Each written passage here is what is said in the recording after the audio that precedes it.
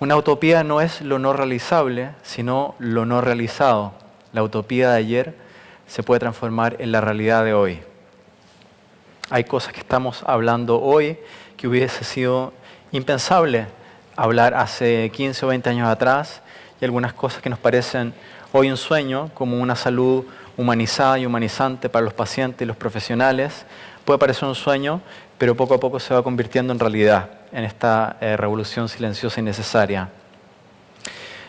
Bastante de lo que he aprendido acerca de la compasión proviene de mis maestros en el Center for Compassion and Altruism Research and Education en la Universidad de Stanford, o el Centro para la Investigación y la Educación en la Compasión y el Altruismo de la Universidad de Stanford, donde estuve estudiando entre los años 2012 y 2014, a medida que hacía mi doctorado en psicología, y traía estos programas a Chile para hacer una comparación entre el programa de reducción del estrés basado en mindfulness y el programa de entrenamiento en el cultivo de la compasión. El doctor Jim Doty tuvo la visión de invitar al Dalai Lama y, motivado por la necesidad de rehumanizar la mirada en la atención médica, trajo al Dalai Lama y se generó en el espacio de Stanford este centro inusual a nivel mundial, aunque empieza a tener ecos y replicaciones en otras partes del mundo, simplemente al ver que cuando la compasión vuelve a estar en el centro de la labor médica, de la atención en salud, todo anda mejor, ¿no?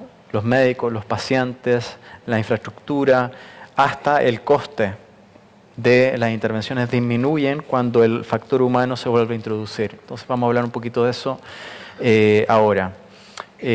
Solamente decir sobre el Center for Compassion que además de la investigación que desarrolló un programa psicoeducativo que se llama el entrenamiento en el cultivo de la compasión, o Compassion Cultivation Training, del cual hay actualmente solamente unos 100 instructores a nivel mundial, y de habla hispana habemos un puñado, ¿no? Somos unos 5, pero que junto a Niracara y al Compassion Institute, que es el instituto de Thupten Jinpa, estamos generando eventualmente para el próximo año la primera formación de instructores en español de este programa, de tal manera de tener gente que enseñe el programa de la compasión en distintas comunidades en España y en distintos países en Sudamérica.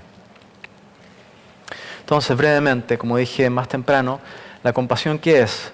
Es un sentido de apertura, sensibilidad hacia el sufrimiento propio de los demás, apertura, sensibilidad al sufrimiento cuando está presente, más la intención de aliviarlo o prevenirlo. Es decir, la compasión no va solamente hacia un otro, sino que también hacia uno mismo, y también no es solamente reparatoria, sino que puede ser preventiva. Quienes trabajan en educación, como habló Tish ahora, cuando trabajamos con niños pequeños, podemos estar previniendo semillas de violencia de género que podrían manifestarse en 10 o 15 años. Entonces, tu trabajo o tu vida, tu trayectoria existencial puede ser un camino guiado por la motivación compasiva, ¿no? Desde un enfoque preventivo, ¿no? El planeta aún no se calienta a un nivel donde esté en grave peligro la subsistencia de la humanidad. Sin embargo, si no cambiamos de rumbo, probablemente lleguemos a un punto donde sea muy difícil vivir en este planeta. Entonces hay mucha gente que desde una motivación compasiva trabaja preventivamente para no sobrepasar 1,5 grados o 2 grados la temperatura promedio del planeta. Entonces la compasión no solamente reactiva, no solamente dar un pan cuando alguien tiene hambre, sino que puede ser tener la visión de cómo hacer que la gente pueda a largo plazo no necesitar de ese pan que le da a alguien, ¿no? A eso nos referimos con la compasión proactiva o preventiva. Y podríamos pensar la compasión como un proceso que se desenvuelve en respuesta al sufrimiento, un proceso que parte por tomar conciencia del sufrimiento. Es decir, si no me doy cuenta de que existe el sufrimiento, difícilmente puede surgir la empatía y la compasión en respuesta a ese sufrimiento. Y esto parece muy sencillo, pero no lo es, porque los seres humanos somos muy buenos para no ver. Son muy buenos para distraernos, somos expertos en no ver el sufrimiento cuando está presente. Y es una habilidad entrenable, por ejemplo, a través de mindfulness. Si hay conciencia de sufrimiento, puede surgir la resonancia emocional, que algo se mueva adentro que me diga que este sufrimiento tiene relevancia, tiene importancia, algo me moviliza. Y ahí entra la empatía cognitiva, que también es problemática, como decía Tish Jennings recién. Podemos caer en el distrés empático o en el contagio emocional. Necesitamos encontrar una manera de empatizar donde no nos quemamos. Eventualmente, si somos conscientes del sufrimiento y hay resonancia empática, puede surgir la intención, el wish, el deseo, el ojalá que este sufrimiento tenga alivio o prevención, ¿cierto? Y esto lo entrenamos en las meditaciones de compasión, ¿no? Que seas feliz, que estés libre del sufrimiento, may you be at peace, may you be happy. Son frases que nos ayudan a entrenar este aspecto intencional de la compasión, lo cual eventualmente nos puede llevar a el aspecto motivacional, que es la pregunta, ¿qué voy a hacer yo respecto al sufrimiento del cual soy consciente? ¿Cómo voy a movilizar mis recursos? ¿Cómo voy a movilizar mi tiempo, mi energía para aportar respecto a este sufrimiento del cual soy consciente? Me toca emocionalmente, tengo la intención. Esto sería como, ¿qué es lo que voy a hacer? La variable conductual, por así decirlo. ¿Okay? Esto es un mapa general y brevemente también voy a decir que la compasión no es lástima o pity. La compasión no es lástima. En la lástima hay un diferencial de poder donde yo miro hacia abajo, hacia quien ofrezco mi lástima. Todos sabemos por experiencia propia que cuando alguien te mira con lástima, eso no te hace bien, ¿no? No te sientes bien. La verdadera compasión respeta, empodera y te hace sentir que estamos en el mismo bote, estamos en el mismo barco humano. Algo que escuché a una paciente con tumor cerebral hace algunos meses fue que ella no podía creer cómo su médico le hablaba como si a él nunca pudiese pasarle lo que ella estaba viviendo. Ahí vemos una falla empática, ¿no? Cuando ponemos una distancia, ya sea desde la lástima o desde una visión de experto. Por eso los médicos entrenados en compasión, cuando hacen visita a los pacientes, en vez de pararse al lado de la cama, andan con un banquito y se sientan, ¿no? De tal manera de quedar a la altura de los ojos del paciente con quien están hablando. Eso en sí es una clave no verbal de que estamos juntos, de que somos parte, de que somos un equipo.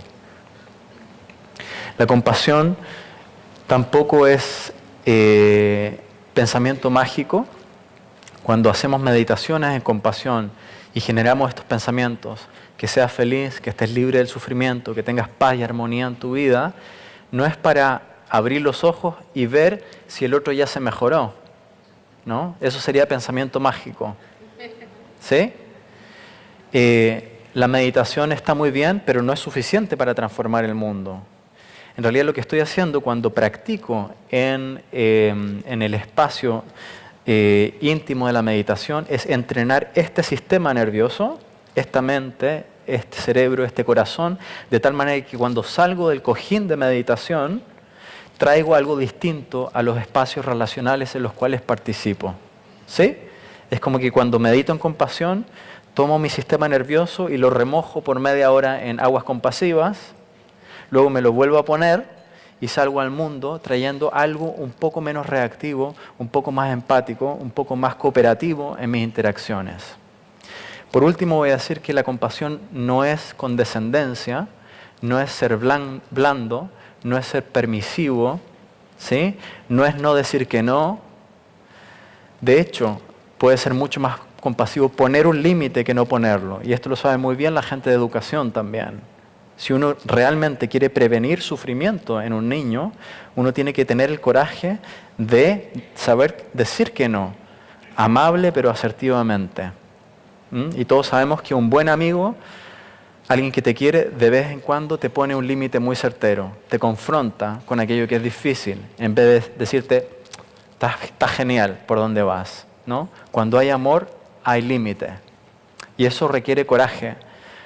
Por eso voy a decir que una de las cualidades centrales de la compasión no es necesariamente la amabilidad, ¿no? Sino que es el coraje. El coraje de enfrentar aquello que es difícil desde la actitud más constructiva posible.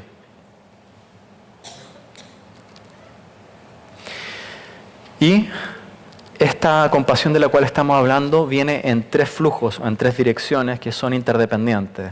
Piensa en la compasión como algo que se sujeta sobre un trípode, sobre tres pies, donde uno de los pies es la compasión hacia los otros. Y está muy bien, ¿no? Muchos de los que trabajamos con personas pensamos en eso de inmediato, compasión, cómo ser compasivo con otros.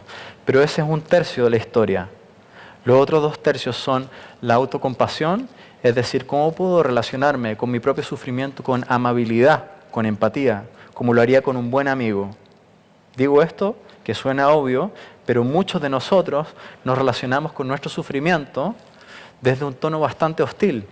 Y además del sufrimiento que tenemos, nos damos patadas en el suelo por tener ese sufrimiento, que es un doble sufrimiento. ¿Se entiende? De hecho, muchos de nosotros, si escuchásemos afuera la voz con la cual nos hablamos en la intimidad de nuestra mente, no querríamos saber de esa persona. ¿Sí? Entonces la relación del yo conmigo mismo es una relación compleja que requiere nutrición, que requiere transformación y cuidado. Sin autocompasión no hay compasión hacia lo otro sostenible. Yendo al ámbito ya de la salud, si no hay autocompasión en el médico, en la enfermera, en el psicólogo, no hay compasión sostenible hacia los pacientes. Y por último, el tercer flujo es aprender a recibir compasión y cuidado de los otros. Muchos de nosotros, psicólogos, médicos, educadores, trabajadores sociales, estamos sobreidentificados con el rol de dar y muy cómodos ahí. Y muchos de nosotros provenimos de estructuras familiares donde fuimos pilares, tratando de descifrar, entender, sostener a padres, a hermanos, y nos quedamos con ese guión el resto de la vida. Por lo tanto, para muchos de nosotros cultivar la compasión implica también aprender a pedir asertivamente para poder satisfacer nuestras necesidades y también aprender a dejar que entre el amor cuando está disponible. Y eso, para muchos de nosotros, es un lugar muy vulnerable y por lo tanto es entrenable. Cuando estos tres flujos empiezan a moverse, se empiezan a crear microculturas compasivas. Esas microculturas pueden ser 2 personas en una organización, 2 profesores en un claustro, ¿sí? Un médico, una enfermera, un psicólogo dentro de un equipo de salud, pero de a poco se van creando una manera distinta de tratarse, donde la gente empieza a sentirse segura, satisfecha y conectada. Cuando nos sentimos con esas cualidades, podemos florecer. ¿Por qué nos importa esto en el ámbito sanitario? ¿Cómo están nuestros profesionales de la salud? En una encuesta del 2016 con 17.000 médicos en Estados Unidos, se vio que el 54% de los médicos evalúan su estado de ánimo como bajo o muy bajo. La mitad de los médicos están con ánimo muy bajo. Solo el 37% describe sus sentimientos sobre el futuro de la profesión como positivos. Es decir, la gran mayoría tiene una visión negativa del futuro de su profesión. Casi la mitad a menudo o siempre experimenta sentimientos de burnout, es decir, están quemados, agotados. Y la mitad no recomendaría a su hijo estudiar medicina, ¿no? Eso es bastante interesante, ¿no? Porque se supone que uno quiere lo mejor para los hijos, ¿no? Entonces, que la mitad no quiera recomendar su propia carrera a los hijos es algo bastante gráfico. Voy a avanzar algunas cositas aquí.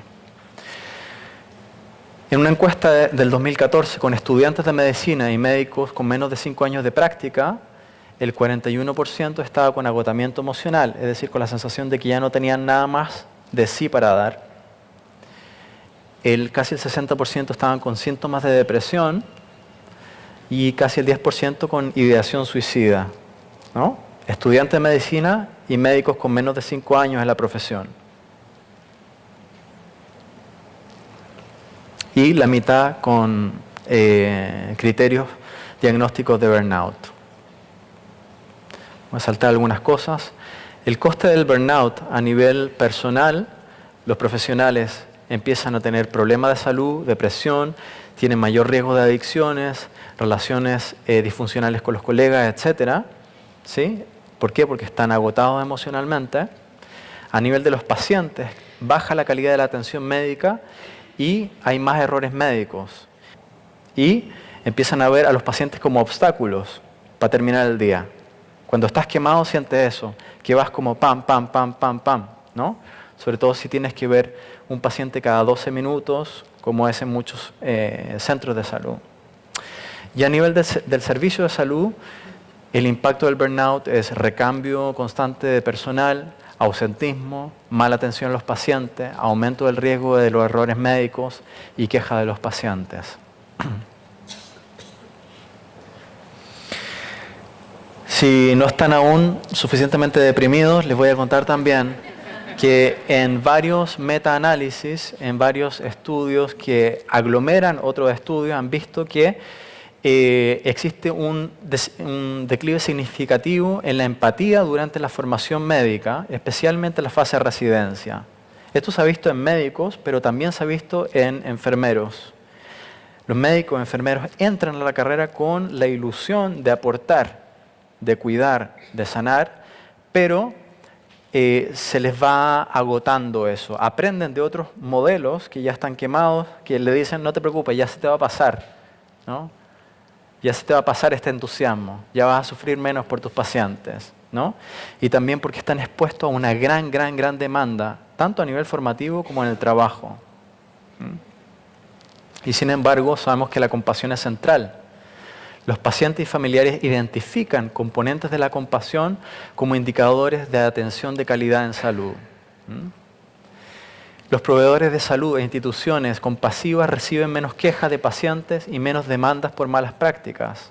O sea, son implicancias muy concretas que empiezan a preocupar y a movilizar a los administradores de los sistemas de salud. El Francis Inquiry Report identificó la falta de compasión como una causa central de las fallas a nivel del sistema del Servicio Nacional de Salud en Reino Unido. El Francis Inquiry Report fue un reporte importante que se generó en Inglaterra después de un gran escándalo que hubo por una alza insospechada de la mortandad en un hospital. Se hizo una investigación muy larga y la conclusión fue, lo que faltó fue compasión. Fue una atención no meramente técnica, sino que los profesionales estuviesen implicados realmente en el bienestar del paciente. Y vamos a ver luego un vídeo que muestra el impacto que tiene eso. De hecho, a partir de este reporte, se recomienda en Inglaterra, a nivel de todo el sistema de salud inglés, que todos los profesionales de la salud sean entrenados en compasión y que la compasión sea considerada y evaluada como una competencia central en los proveedores de salud. Es algo que ya está dictaminado, ¿no?, a nivel de lineamientos técnicos para todo el sistema y que poco a poco se está bajando en entrenamientos y en cambio de prácticas dentro del sistema de salud. Ahí está el sistema de salud británico, ¿no? Compasión está dentro de las cualidades que se están desarrollando como dentro de todo el sistema, y en Estados Unidos poco a poco también se está generando como una directriz en las facultades de medicina que se entrene a los médicos para que sean más compasivos y empáticos en la atención con los pacientes. Esta es una gráfica que muestra, es de este mes, cómo han aumentado las publicaciones con compassion en el título en PubMed, ¿no? O sea, hay un gran interés y aumentando más y más cada año sobre el investigar la compasión en el ámbito de la salud. Y vamos a hablar un poquito acerca de la compasión hacia los pacientes y hacia los colegas. Ha surgido mucho la evolución, ¿no?, en las charlitas de esta mañana. Efectivamente, los profesionales de la salud, los pacientes y sus familiares tienen un sistema nervioso que no surgió ahora, sino que surge de la deriva evolutiva a través de millones de años, ¿no? Tiene una larga historia esa sustancia que parece como tofu, ¿no?, que tenemos 1,5 kilos de tofu que tenemos adentro del cerebro, ¿sí? Tiene una larga historia evolutiva que surge en 3 fases, ¿no? Principalmente, esto es muy esquemático, muy simplista, pero tenemos nuestro cerebro reptiliano de supervivencia, como decía más temprano la compañera, el sistema límbico emocional, que es más nuevito, tiene apenas 120 millones de años. Y el más moderno, el neocórtex, que es como nuestro casco de realidad virtual.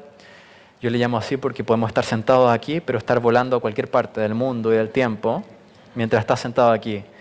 Seguramente a lo mejor no estás aquí ahora mismo, ¿no?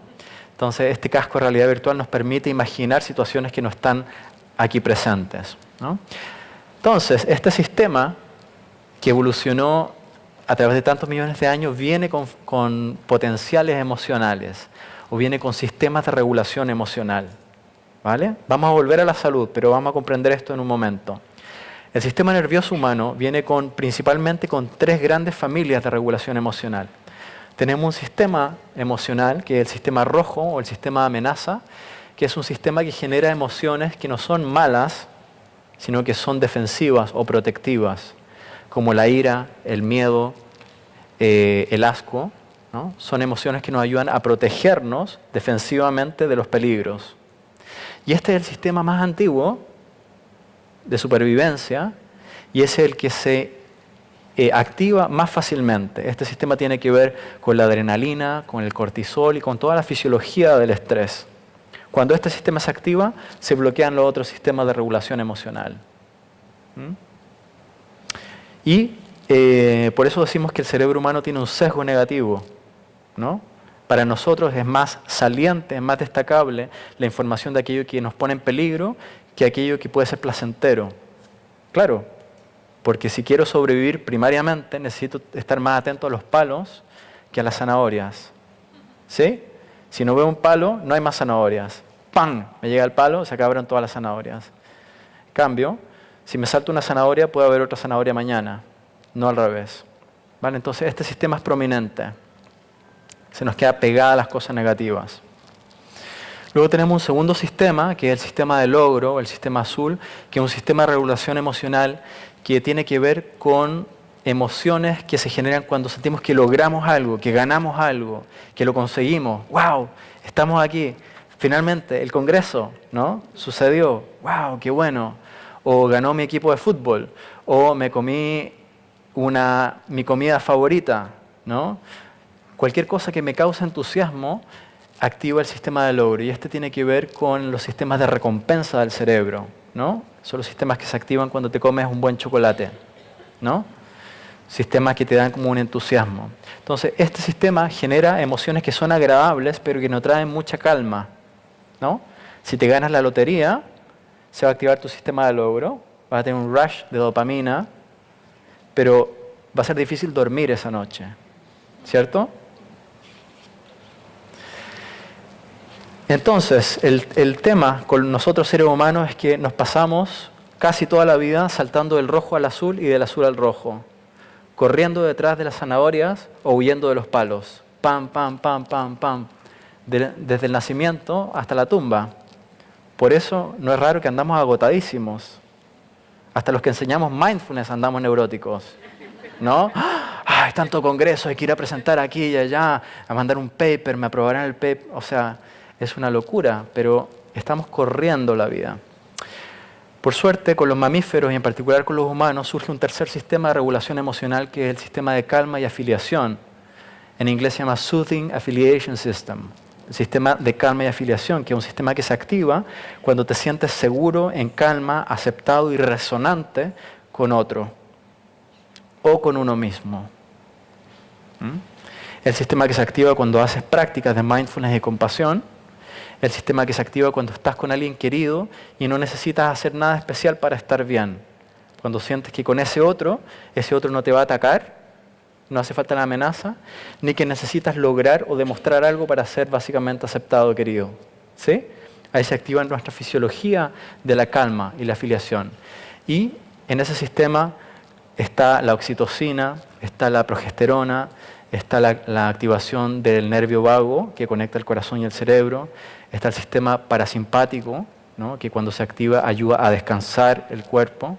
Entonces ese sistema se activa también cuando hacemos prácticas de meditación, cuando hacemos prácticas de pranayama, por ejemplo en yoga, o hacemos relajaciones, etc., activamos ese sistema. Entonces en el sistema de salud, todos los pacientes que van a un hospital o a una clínica van a llegar con el sistema rojo activo. ¿Sí? Todos. Y por lo que los datos que vimos antes, los médicos que los atienden están con el sistema rojo activo, con burnout, con depresión, con estrés, con ideación suicida. Y esto es contagioso, ¿vale? Aquí una idea para ustedes. Fíjense en qué canal están transmitiendo. Todos estamos transmitiendo a través de lo que pensamos, de cómo hablamos y de cómo nos comportamos. Estamos transmitiendo en rojo, en azul o en verde en los distintos espacios relacionales en los cuales participamos. ¿Sí? Fíjate en una cena familiar, cómo andan los colores, ¿no? Fíjate en una reunión de comité, o en un claustro de educadores, o en una junta médica, cómo andan los colores del equipo, y qué estoy aportando yo en el espacio relacional en el cual estoy participando.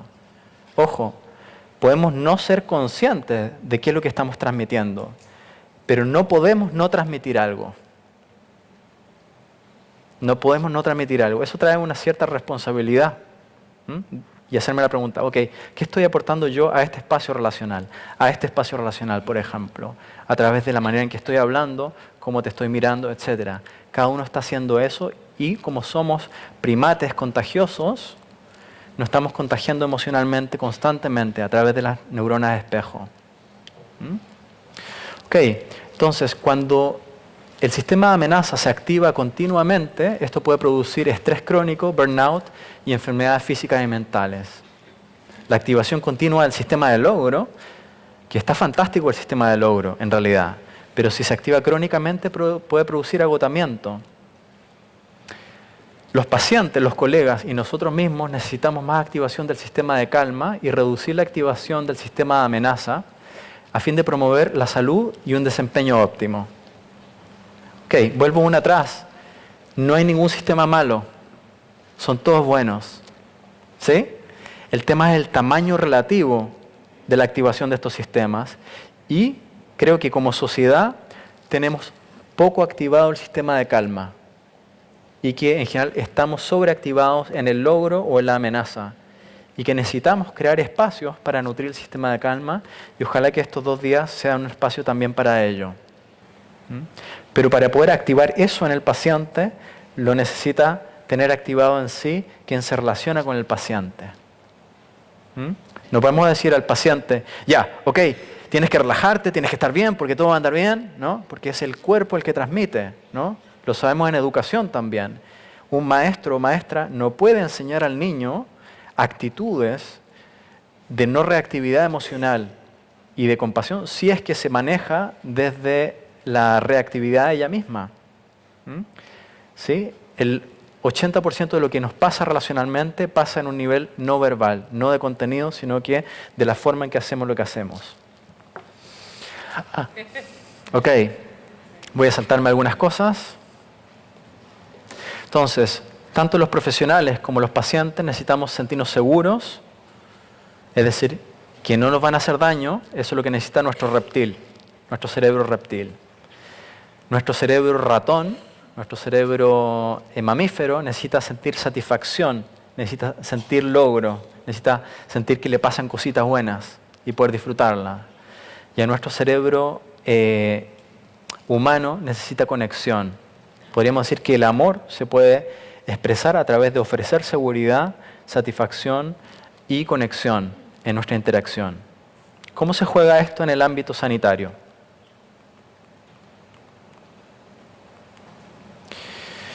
Por ejemplo, en un estudio con pacientes con cáncer de pulmón metastásico, fueron asignados al azar a tratamiento oncológico estándar versus atención paliativa temprana. ¿Sí? Fueron asignados al azar a los 2 tipos de intervenciones.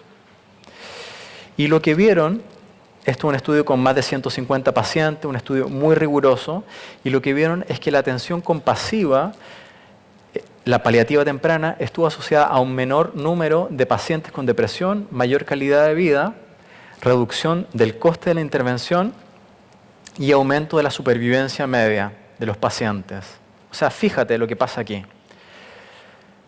Cuando a los pacientes le daban el tratamiento estándar, con quimioterapia hasta el final, con cirugía hasta el final, un tratamiento más agresivo, ¿no? Que muchas veces asociamos ese tipo de tratamiento con aumentar la supervivencia era menor que el tratamiento centrado en mejorar la calidad de vida del paciente.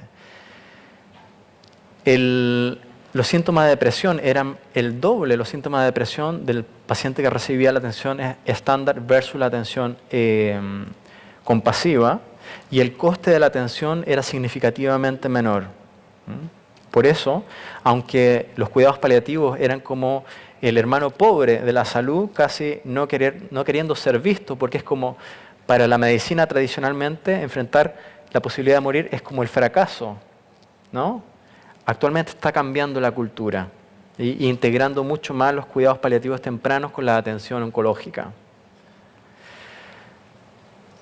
Un estudio en Harvard del 64 comparó visitas de apoyo del anestesista previas a una intervención quirúrgica versus no visita del anestesista. Algo muy simple. Te va a ver tu anestesista, te explica lo que va a pasar o no. Lo que se vio es que la visita de apoyo antes de la intervención redujo a la mitad la dosis de opiáceos postquirúrgica. A la mitad. Y los pacientes necesitaron 2,7 días menos de hospitalización. Los pacientes que simplemente habían recibido una atención previa del anestesista. O sea, fíjate lo que es esto en términos no solamente de la experiencia del paciente y su familia, sino que del coste para el sistema. De hecho, mientras menos empatía y contacto clínico hay, más pruebas caras se piden a los pacientes. Esto ya está investigado. Actualmente se reemplaza el trato profundo por pruebas diagnósticas sofisticadas y caras que muchas veces no llevan a ningún lado. Aquí está, ¿no? La atención compasiva centrada en el paciente disminuye la cantidad de gente sometida a pruebas diagnósticas muchas veces innecesarias, ¿no? Y el porcentaje de personas derivadas a especialistas también, cuando no hay un trato empático y compasivo, el médico suele derivar rápidamente a especialista, ¿sí? Lo cual es carísimo para el sistema. Estoy hablando de caro porque es por donde creo que va a cambiar el sistema, por ver que los números dan más, además de que todos vamos a andar más felices cuando hay una atención más compasiva. Entonces, ya no hay duda, la calidad de la relación con los pacientes afecta su salud y su capacidad de recuperación. Hay suficiente evidencia investigativa para decir eso. No es una volada hippie, ¿no? Tratemos bien al paciente, sino que es pragmático. La compasión es simplemente pragmática. Todo anda mejor cuando hay habilidades de atención centrada en el paciente, escucha, etc. ¿Cómo se hace esto? Escuchando atentamente, haciendo contacto visual, tocando a los pacientes de una manera respetuosa y adecuada, ofreciendo tranquilidad verbalmente, estar física y conscientemente presente, centrarse en el paciente, etc. Es decir, no hay que inventar la rueda. Hay gente que ha investigado esto y está escrito acerca de cómo hacerlo y hay entrenamientos para entrenar estas habilidades, ¿no? Hace falta como hacerse consciente que esto existe y simplemente empezar a llevarlo a los ámbitos correspondientes.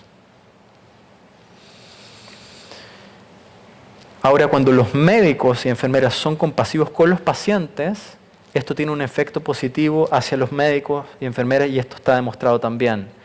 Los médicos y pacientes y enfermeros compasivos experimentan menos estrés, menos cansancio y menos riesgo de burnout. Están conectados con sus valores. Están realmente haciendo en el día a día lo que realmente querían hacer.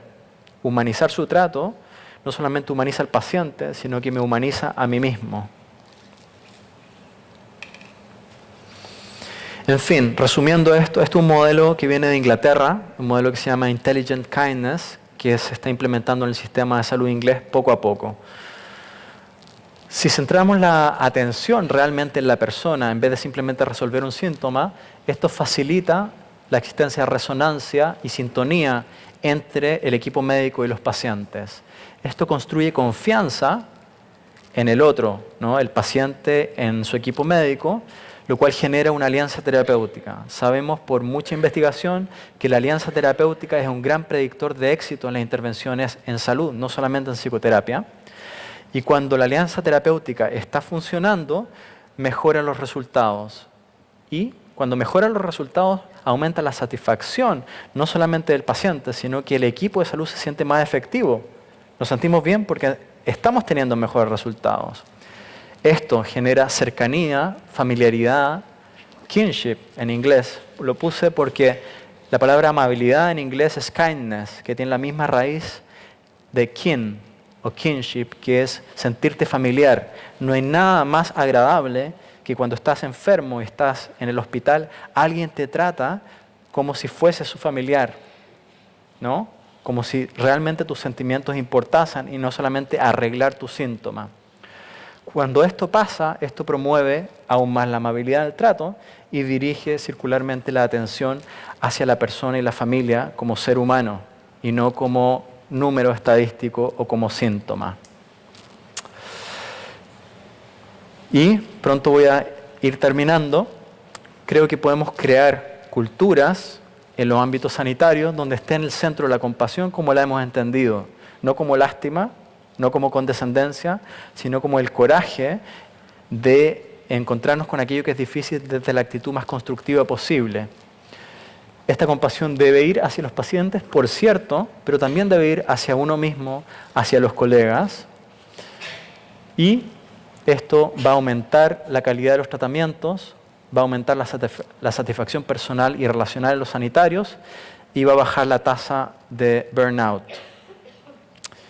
Antes de concluir, me gustaría mostrar un video de un testimonio de una paciente de cuidados intensivos. I woke up in intensive care. My eyes were swollen shut, I couldn't see. My jaw was wired closed, and there was a hole in my throat, so I couldn't eat, I couldn't speak, I couldn't drink. And there was a machine forcing air through the hole in my throat, so I couldn't even breathe for myself. But I could hear everything.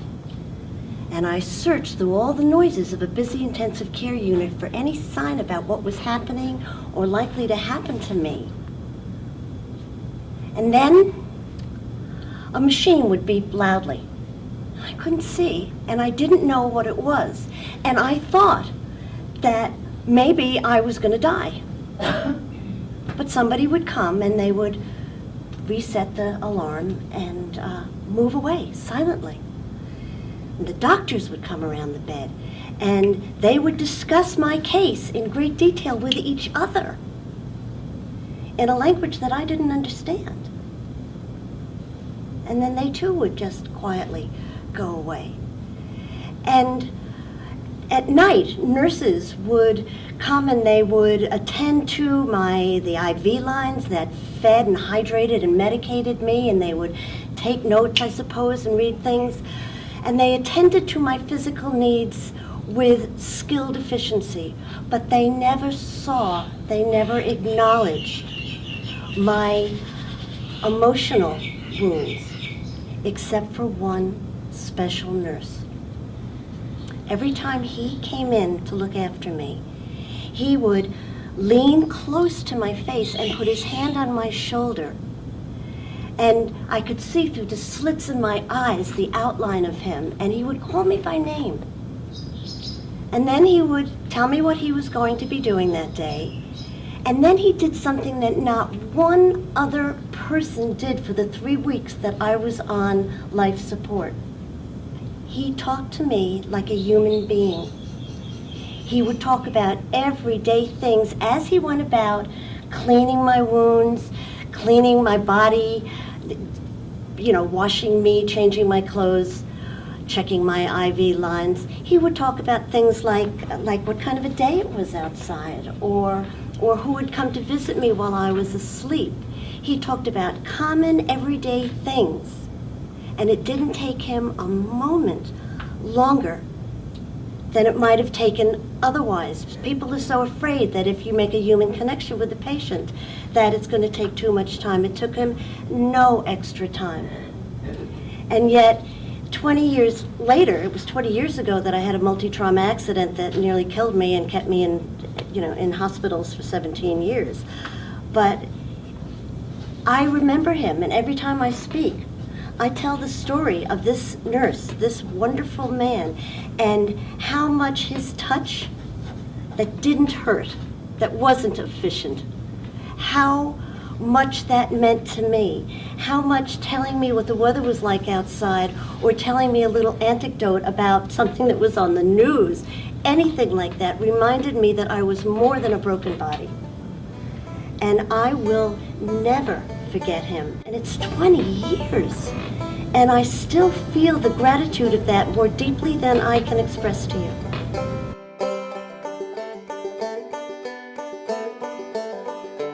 Bueno, uno se pregunta por ese enfermero, ¿no?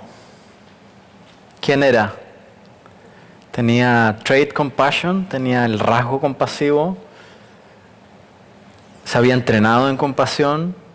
¿Era algo que vio o aprendió de algún mentor que él tuvo y admiró e internalizó? ¿Vino de una familia donde las cosas funcionaban así?